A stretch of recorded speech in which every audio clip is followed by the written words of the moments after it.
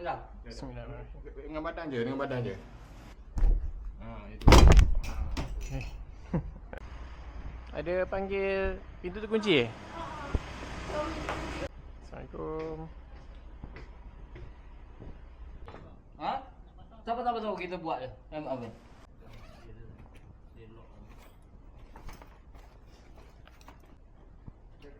Ni lagi. Ni. Tarik ke bawah. Dia sangkut dah.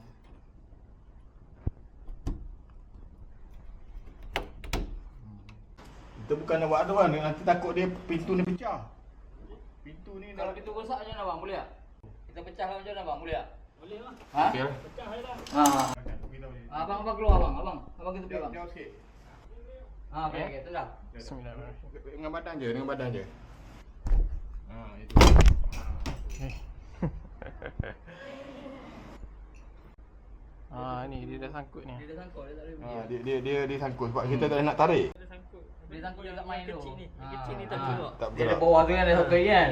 Ni pun dia dah berkarat dah. Keluar juga lah. Sini kan. Dia orang rumah dah tendang tapi dia kat takut pecah. Dia tak boleh nak buat apa. Biasa juga lah kan. Tanya, Bobo Sujana boleh tolong ke kan? Kalau tak boleh saya nak kau hidup je ke? Dia cakap boleh tak apa. Bye bye.